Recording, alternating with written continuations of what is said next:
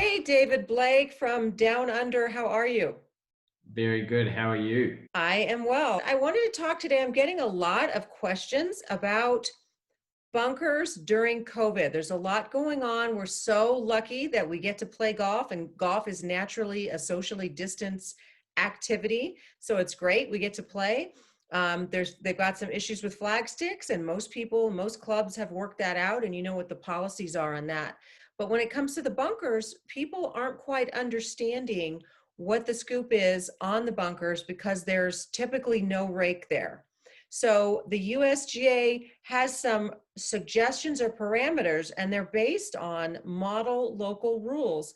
And I want to ask you about that because most people hear the term local rule and they kind of think that's just for their club there, but it's actually some text that the USGA and RNA have already approved. So I'd love to hear you explain that. So we're going to talk about that and what they are. And then we're going to talk about the three options that are sort of offered up as model local rules for you to deal with bunkers, so that we can play fairly, because no matter what's going on in the world with the pandemic or not, golf is supposed to be fair, right? Yes, it's supposed to be fair. It's supposed to be the same for everyone. Local rules are rules that are outside the rules of golf, being allowed or being written down by the same people that create the rules. So not every golf course needs these specific local rules, or not every golf competition needs these specific local rules. And there's still the basic principles of golf, right? They're still kind of created with that in mind.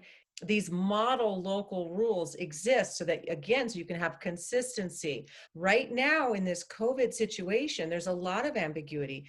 And there's a lot of ambiguity about what we do about these bunkers. My ball goes into a bunker right now where there are no rakes on the course, and it is in someone's footprint.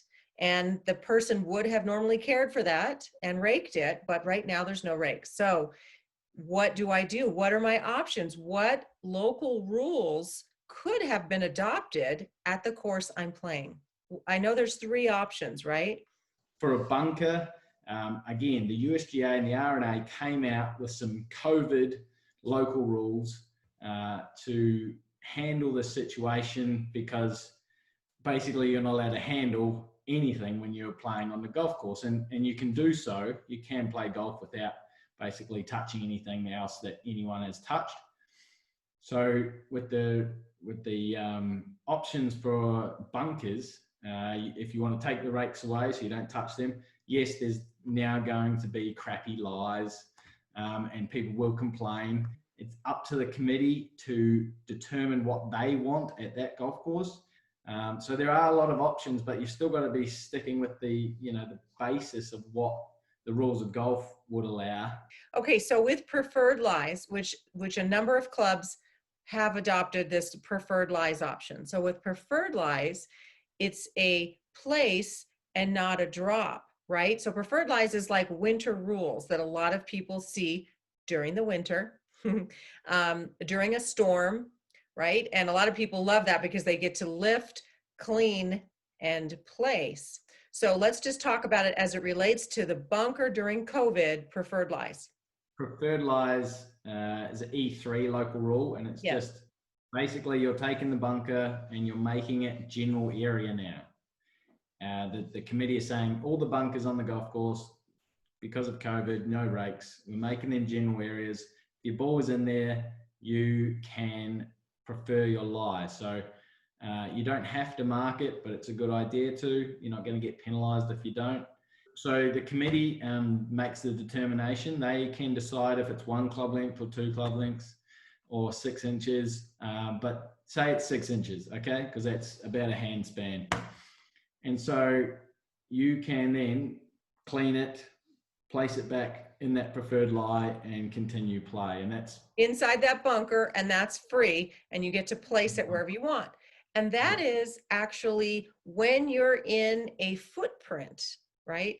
That's for the committee to determine. So they either say it's only when your ball is in a, what are you going to call it, messy area, in Yes. an area where someone has previously been, and they might have tried to rake the bunker with their foot, or they might not have tried to rake the bunker with their foot at all.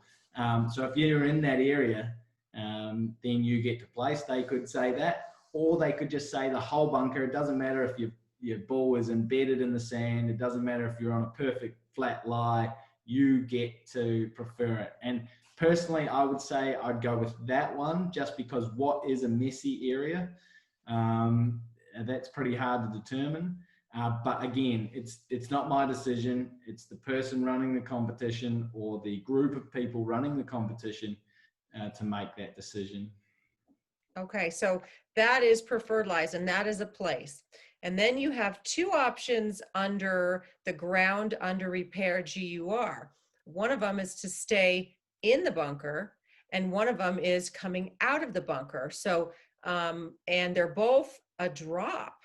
And they're going to say you get to take relief from ground under repair and you must stay in the bunker. And then you have to find a spot in the bunker where there isn't this damage or messiness, we're calling it, and you stay in the bunker and you take that drop at knee height. And then the other one is to say, okay, the bunkers are ground under repair and you may take your drop outside of the bunker. And if that's the case, is that next to the bunker but no closer to the hole, or does it have to be behind the bunker, or do you get to choose? If you're coming all the way out, which is pretty generous, do you get to choose where you're coming, where you're going to take that drop? If they've declared it GUR, then it's just nearest point of relief.